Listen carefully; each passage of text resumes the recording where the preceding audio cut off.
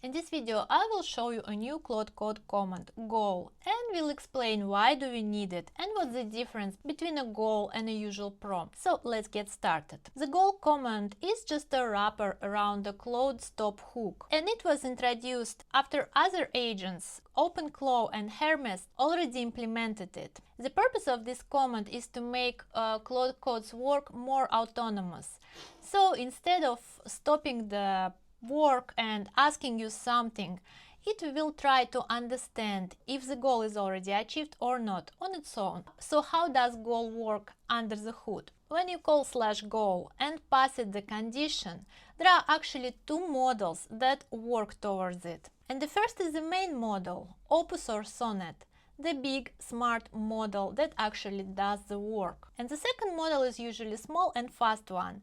By default it's Haiku. And while the first model can write the code, read your files and run the tools, the second small model is evaluator model, and all it can do is just to read your session transcripts, and this operation is deliberate. The main working model usually has a bias towards its response.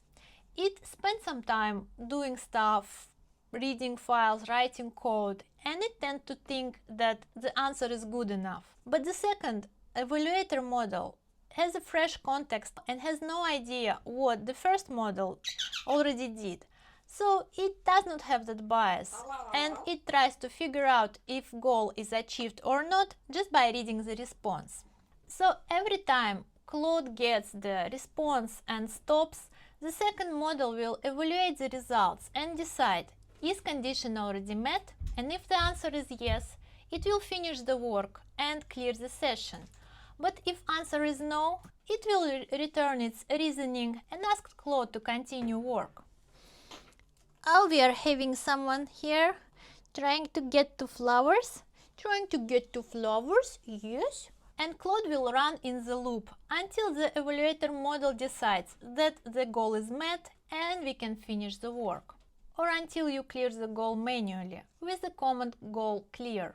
So what are the use cases for goal? It's great for boring, monotonous, large tasks, such as refactoring or writing and fixing the tests, or maybe running the audit of your libraries and fixing the vulnerabilities. And today we are going to try it out with the last option. So I'm gonna run the goal command in my repo and ask it to check for the vulnerabilities and fix them. And the main success condition will be that my app still builds and tests pass after it is done. And while Claude does its job, let's quickly run through the arguments for goal command. So the first one you just saw. You pass the goal your condition. That basically is a prompt. And if you just run goal without the argument, it will return you the progress of your current goal. How long it's been running, how many turns, how many tokens, and the most recent reasoning of the evaluator model. And another parameter you can pass is clear. /goal clear means that you want to stop executing your goal and clear it. Instead of clear keyword, you can also pass stop, off, exit, it all will work. Or you can just run /clear and restart the session. And you can have only one active goal per session. If one goal is already running and you start another one, the first one is cleared and the new one replaces it. And if you close the session, you can then resume it and continue working on the goal. The number of turns and the timer will reset, but the goal itself will stay intact. And if you want to run it headless, you can also combine goal command with headless Claude with -p. So if you run Claude -p and then in your prompt you will pass /goal and your condition, it will start working in the background and will stop whenever the goal is reached or when you stop it manually. This is really useful if you want to do something in your pipeline or on your server. But as in every tool, goal has its own downsides and limitations. And here are the three ones that can bite you. First, Claude can hallucinate its output. It is rare, but it happens. Fabricated test results or made-up file content that look completely real. The evaluator does not run these tests itself. It just sees that tests are passed and marks the goal done. Doesn't matter that that's not true. And the second issue is that the model will find shortcuts that you didn't block.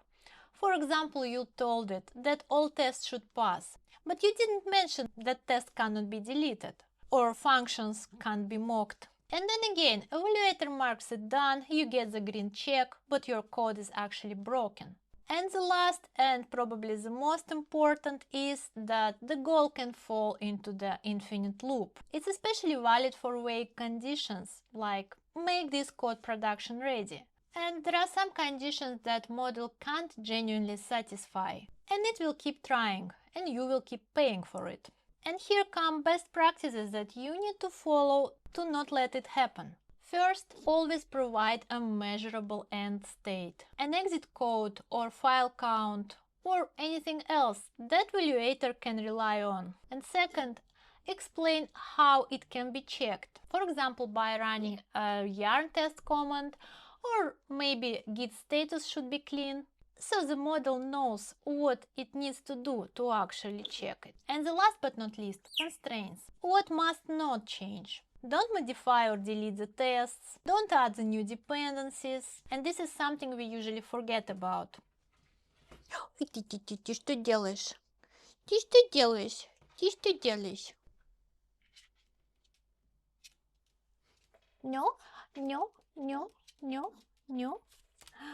And one more trick to avoid that infinite loop I just told you about. You can put the budget in the condition itself. You can tell it to stop, for example, after 20 turns. And Claude will report the progress against it and evaluator will honor it. So you can do that if you genuinely don't know if the goal is achievable and you don't want your agent to keep trying until it burns all your tokens. Just to summarize what I think about goal.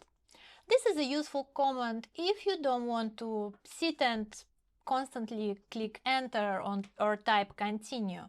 It can save you time, of course, but it does not mean that you can blindly trust it. You still have to read the diff, run it on a branch and check if tests really pass. The goal achieved means it's still worth checking and not just approve and deploy. And that's it for today. I hope it was useful for you. So if this video was interesting, don't forget to hit the like button and subscribe for my channel for more videos about Claude Code and its new features.